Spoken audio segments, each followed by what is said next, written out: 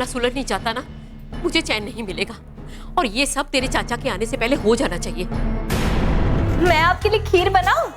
अरे नहीं नहीं, जो बना है वो ठीक है। ठीक है, तो आप जल्दी से आइए। इतनी चापलूसी, कहीं चाचा जी तो नहीं आ रहे हैं? तुम यही चाहती हो ना कि कंगन वाले पैसे वसुधा दी के ससुराल में वापस कर दे?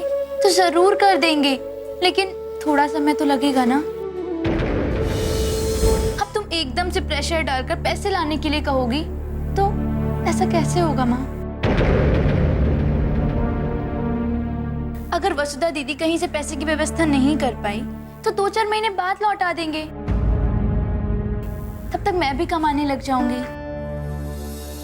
और प्लीज माँ, बात को समझो कि घर को गिरवी रखने का फैसला छोड़ दो। मेरी तो कुछ समझ में नहीं आ रहा। एक तरफ कुआं है और दूसरी तरफ खाई। अगर गिरवी नहीं रखती हूँ तो पता नहीं वसुधा के ससुराल वाले कैसा सलूक करेंगे उसके साथ। अगर गिरवी रखती हूँ तो वसुधा को दुख होगा, तकलीफ होगी। हे ईश्वर, ये कैसी दुविधा है मेरे साथ, क्या हो रहा है? माँ हौसला रखो, दीदी सब ठीक कर लेगी। तुम थोड़ा टाइम तो दो दीदी को, प्लीज माँ। मैं ये पेपर अलमारी में रख दूं, ठीक है?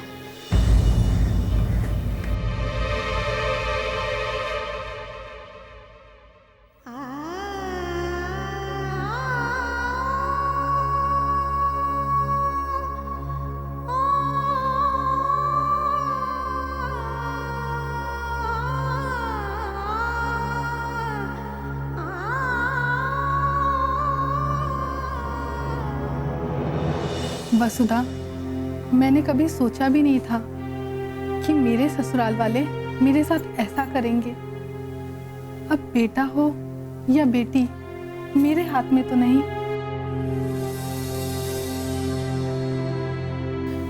मेरी पहली बेटी होते ही मेरे ससुराल वाले मुझ पर ताना कसने लगे।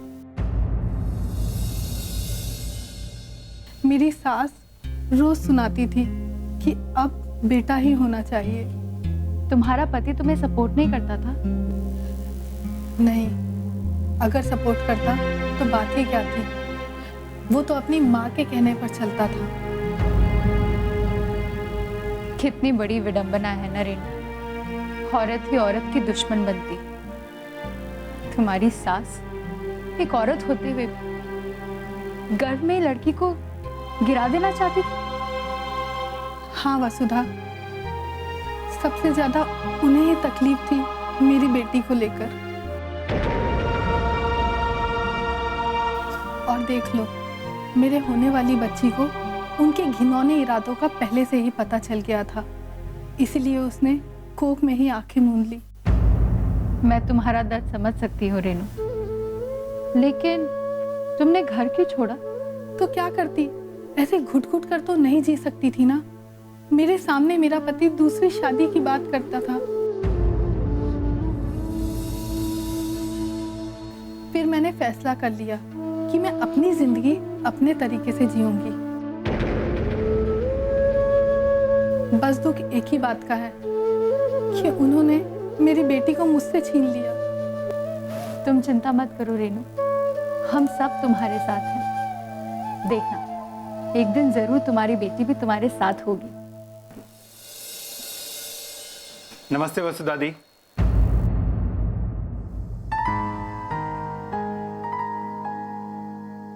आप लोग बातें कीजिए, मैं आती हूँ। आओ बैठो। Thank you.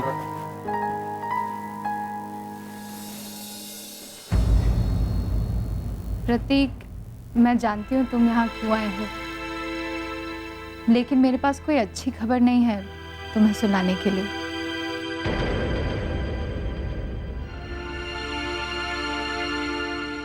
प्रतीक, मैंने घर पर चर्चा चलाई थी इस बारे में, लेकिन अर्चना की शादी को लेकर अभी घर पर कोई भी तैयार नहीं है। खासकर मेरी माँ। तुम तो जानते ही होगे कि हमारे पिताजी नहीं हैं। जानता हूँ, अर्चना ने बताया था। सब कुछ माँ को ही करना है। वसुधा दी, अगर बात शादी की तैयारियों की है, उसमें कोई दिक्कत हो रही है तो मैं कोर्ट मैरिज करने को भी तैयार हूं। मुझे कुछ नहीं चाहिए सिवाय अर्चना के। मैं समझती हूँ प्रतीक, पर बात वो नहीं है। दरअसल माँ चाहती है कि हमारे भाई आकाश की पढ़ाई पहले कंप्लीट हो जाए, फिर वो अर्चना की शादी के बारे में सोचेंगे। पर उसकी पढ़ाई कंप्लीट होने में तो 6-7 महीने बाकी है ना। हाँ, तब तक तुम्हें रुकना ही होगा। अगर तुम रुकना चाहो तो। तब तक शिवानी की भी पढ़ाई कंप्लीट हो जाएगी, फिर हम आराम से शादी के बारे में बात करेंगे। मुझे रुकने में कोई प्रॉब्लम नहीं है दीदी। मैं तो अर्चना के लिए जिंदगी भर रुक सकता हूँ, पर मेरे घर वाले नहीं मानेंगे। वो तो मेरी शादी तुरंत करने पर अड़े हैं। मैं उन्हें भी नाराज नहीं कर सकता ना, मेरे मम्मी पापा। उनकी खुशी मेरे लिए सबसे पहले। मुझे खुशी हुई जानकर प्रतीक कि तुम अपने मम्मी पापा के लिए ऐसा सोचते हो, पर मैं चाह कर भी ये शादी जल्दी नहीं करवा सकती। मेरे लिए भी मेरी माँ की खुशी सबसे ज्यादा इम्पोर्टेंट है, पर अभी वो तैयार नहीं है इस शादी को कराने के लिए। तो फिर मैं क्या करूं दीदी? मैं अर्चना का साथ कभी नहीं छोड़ सकता। करना तो तुम्हें ही पड़ेगा प्रतीक। तुम्हें किसी भी तरह अपने घर वालों को 6-7 महीने रुकने के लिए मनाना ही होगा।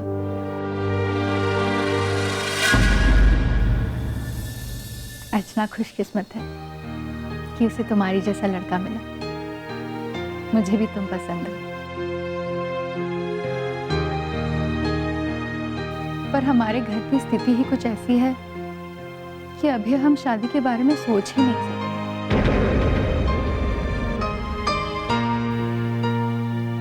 तुम कोशिश तो करो उन्हें मनाने की। अब तो मैं भी चाहती हूँ कि तुम्हारी शादी अर्चना से ही हो। बस ये 6-7 महीने निकल जाए, फिर मैं खुद तुम दोनों की शादी के बाद चला दूंगी। ठीक है वसुधा जी, मैं तो बहुत उम्मीद से आया था आपके पास, पर हौसला नहीं छोड़ते प्रतीक, आखिरी पल तक नहीं छोड़ते। हमेशा कोशिश इसी उम्मीद पर करनी चाहिए कि सफलता जरूर मिलेगी। मैं कोशिश करता हूँ घर वालों को मनाने की। ठीक है दी, मैं चलता हूँ। नमस्ते।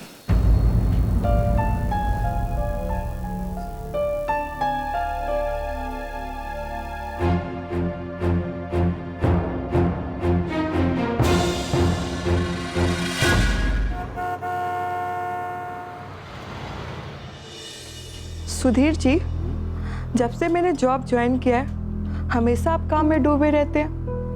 कभी एंटरटेनमेंट के लिए भी तो टाइम निकालिए कीजिए। अरे मिस रसिका, यहाँ काम का इतना प्रेशर है कि सांस ले लेता हूँ वही काफी है।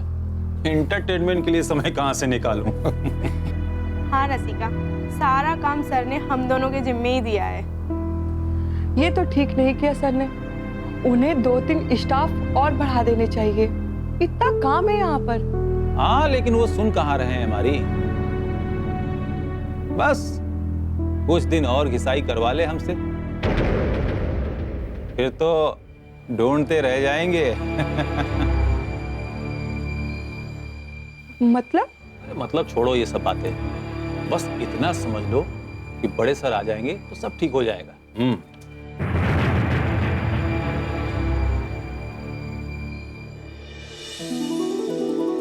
कैसे हो नूर? अरे बड़े सर, आदाब बोलते नहीं नहीं, good afternoon sir. Good afternoon. Good afternoon sir. Good afternoon Karishma, कैसी हो? अच्छी हो sir. Good good good. Good afternoon sir. Good afternoon. सब ठीक ठाक चल रहा है सुनील? सब ठीक है sir. Good afternoon sir. Good afternoon. Sir new staff. All the best. Thank you.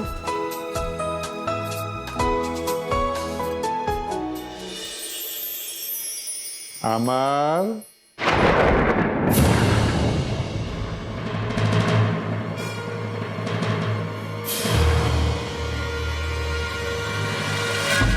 क्या हुआ? खुश नहीं हुए मेरे आने से? जी वेलकम वेलकम। खुश रहो खुश रहो। प्लीज बैठिए आप। अरे तुम बैठो। चाचा जी मैं। अरे कुर्सी तुम्हारी है, बैठो बैठो।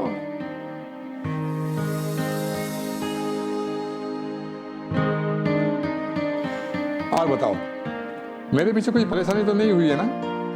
कंपनी का सारा काम संभाल लिया है ना? बहुत अच्छे से चाचा जी, मैं तो सारा काम एक हफ्ते में बहुत अच्छे से सीख गया था। कंपनी के सारे डीलर्स मेरे काम से बहुत खुश हैं। बीच बीच में मैं फैक्ट्री भी गया, वहां का सारा काम मैंने सिस्टमेटिक कर दिया है। गवर्नमेंट डिपार्टमेंट का सारा काम मैं बहुत अच्छे से संभालता हूँ चाचा जी। गुड, मुझे तुमसे यही उम्मीद थी। मैं जानता था कि तुम कंपनी का काम अच्छी तरह संभाल लोगे। जी चाचा, अब आपने मुझ पर भरोसा किया तो मुझे भी तो आपके भरोसे पर खरा उतरना था।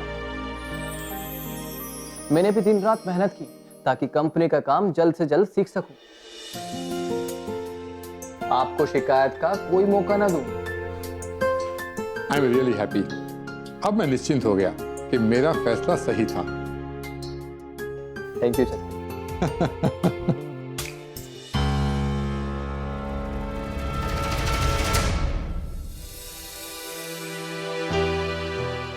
माला, तुम्हारे सारे डॉक्यूमेंट्स ओके हैं, तुम अभी से ज्वाइनिंग कर सकती हो। वैसे वसुधा ने तुम्हें सैलरी के बारे में तो बताया ही होगा। हाँ, मुझे मंजूर है। वैसे काम क्या करना होगा वो भी बताती हूँ। पहले ये बताओ तुम्हारे बेटे चिराग का क्या हाल है? वसुधा ने मुझे बताया था उसकी चोट के बारे में। अब वो एकदम ठीक है, स्कूल भी जा रहा है। अच्छा, तुम्हें उसका खास ध्यान रखना होगा। जानती हूँ। अच्छा, अब मैं तुम्हें काम बता देती हूँ। हमारे यहाँ की महिलाएं क्या काम करती हैं ये तो तुम्हें पता ही है। हमारा एनजीओ किस काम पे ज्यादा फोकस करता है ये भी तुम्हें पता है। तुम्हें बेटी बचाओ बेटी पढ़ाओ कार्यक्रम पर पूरा ध्यान देना होगा। जहां भी जैसे भी कॉलोनीज में सोसाइटीज में लोगों को हमारे एनजीओ के हेल्प की जरूरत होगी तो तुम्हें हमारे कार्यकर्ताओं के साथ मिलकर उनकी मदद करनी होगी। ठीक है। इसके अलावा तुम्हें हमारे एनजीओ के सरकारी काम भी निपटाने पड़ सकते हैं। तुम पढ़ी लिखी हो, समझदार हो, ये सारे काम आराम से कर लोगी। आप निश्चिंत रहिए, आप जो भी जिम्मेदारी मुझे देंगी मैं उसे बखूबी निभाऊंगी। ठीक है। और हाँ, अगर तुम्हें एडवांस में कुछ रुपयों की जरूरत है तो बता देना, मैं दिलवा दूंगी। थैंक्स। पैसों की जरूरत तो है मुझे। ठीक है, जाते वक्त ले लेना। अब जाओ, शिल्पी से अपना काम समझ लो। Thank you.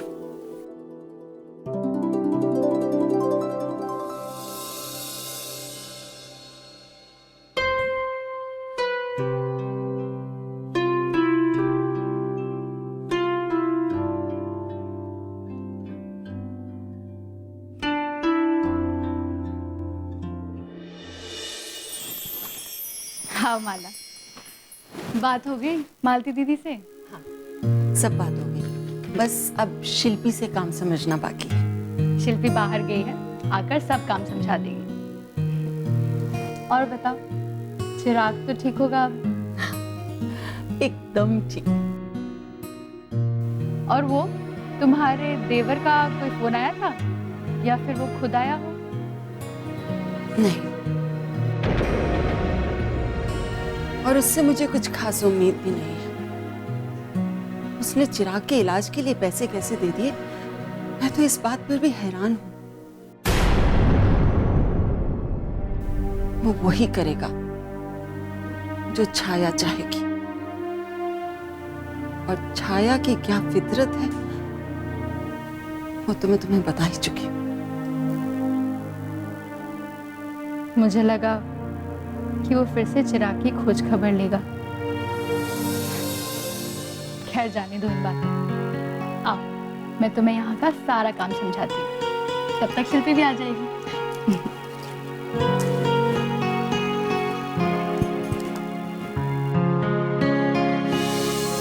मैं कुछ पूछ रहा हूँ अमर। चाचा जी, वसुधा अब यहाँ काम नहीं करती।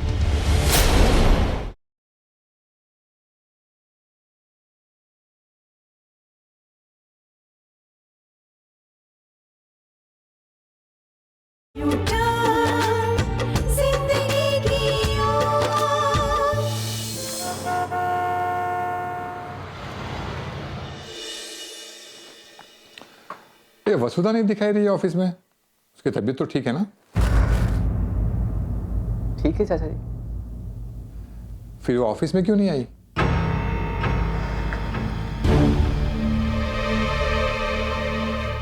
वो मैं अब क्या बताऊं चाचा जी आपको। क्यों? क्या हुआ?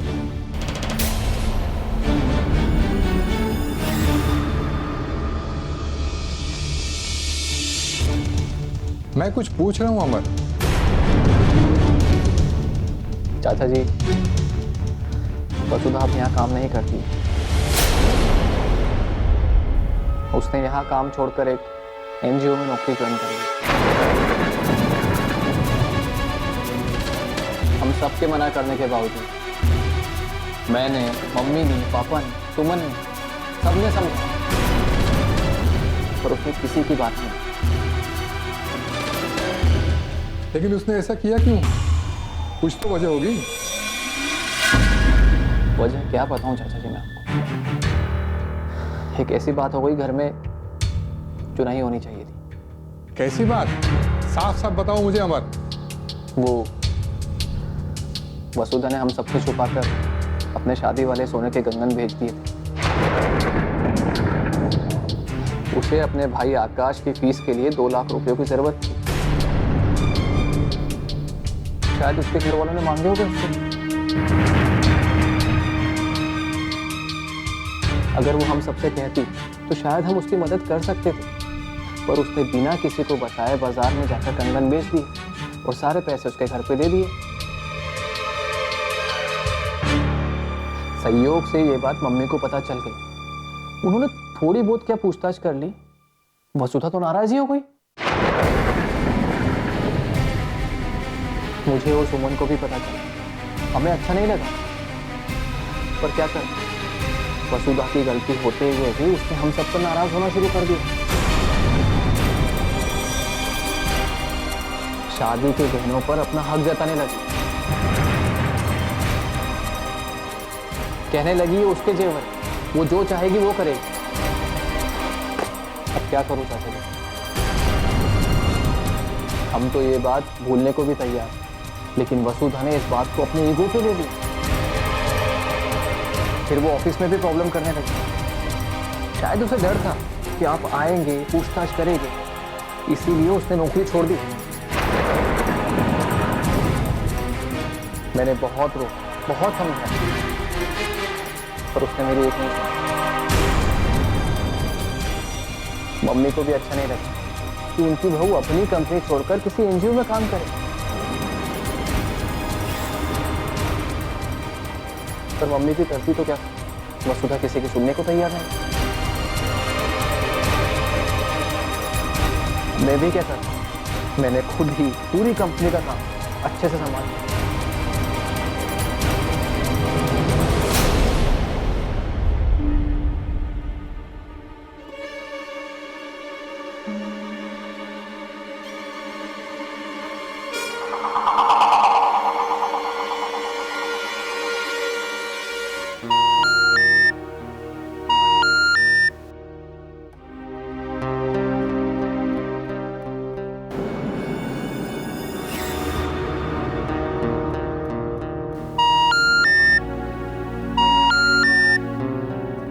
ये वसुधा का फोन क्यों नहीं लग रहा है?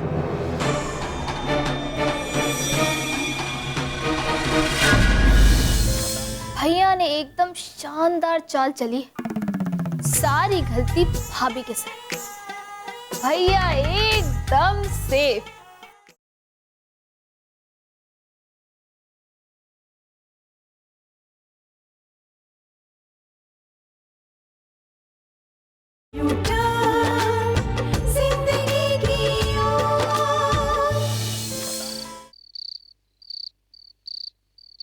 मेरे तो होश ही उड़ गया अचानक चाचा जी को देखकर। बड़ी मुश्किल से मैंने अपने आप को संभाला है। ऑफिस का माहौल देखकर उन्हें कुछ शक तो नहीं हुआ ना? बिल्कुल भी नहीं।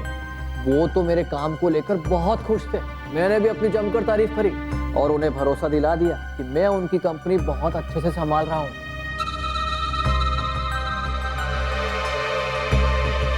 उन्हें तो लग रहा था कि उन्होंने मुझे एमडी बनाकर बहुत अच्छा फैसला किया है। और वो वसुधा, उसके बारे में भी तो कुछ पूछा होगा उन्होंने पूछा भी और मैंने बताया भी। पूरी प्लानिंग की हुई फुल स्टोरी सुना दी मैंने। कौन सी स्टोरी? मम्मी, भैया ने एकदम शानदार चाल चली, सारी गलती भाभी के सर। भैया एकदम सेफ।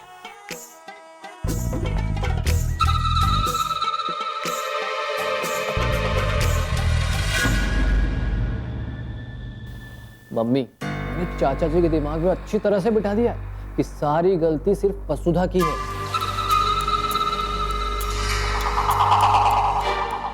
पहले वसुधा ने हम सबसे छुपा अपने भाई की फीस भरने के लिए अपनी शादी के कंगन भेज दिए। और जब हमें इस बात का पता चला तो माफी मांगने की जगह, अपनी गलती स्वीकार करने की जगह घर में सबसे झगड़ा किया।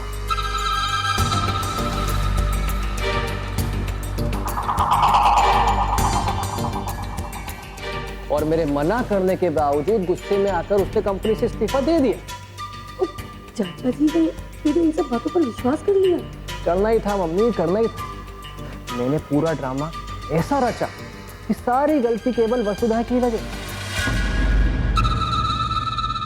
मैंने तो ये भी कहा चाचा जी से कि घर में सबके मना करने के बावजूद वसुधा ने जबरदस्ती एक एनजीओ ज्वाइन कर लिया, जबकि कंपनी को उसकी ज्यादा जरूरत है। कंगन बेचने की बात पर मम्मी ने उसे माफ भी कर दिया। पर वसुधा तो किसी की सुन नहीं रही, अपनी मनमानी कर रही है। ये तूने बहुत अच्छा किया जो सारी गलती वसुधा के सर पर लाद दी। अब फिर तो उन्होंने फोन से भाभी से बात करने की भी कोशिश की होगी। की, एक नहीं कई बार की। मुझे तो पता ही था कि नंबर क्यों नहीं लग रहा है। यानी कि भाभी के मोबाइल में चाचा जी का नंबर ब्लॉक करने का आइडिया काम आ गया। हर कदम सावधानी से रखना है। हमें हर हाल में भाभी को खुश रखना ही होगा, ताकि अगर वो चाचा जी से मिल भी ले ना तो हमारी शिकायत ना करे चाचा जी से। इसी बीच हम और भैया सोचेंगे कि चाचा जी की कंपनी कैसे हथियानी है। लेकिन वो पूछताछ हमसे भी तो करेंगे ना? हाँ तो ठीक है ना, दे देंगे जवाब।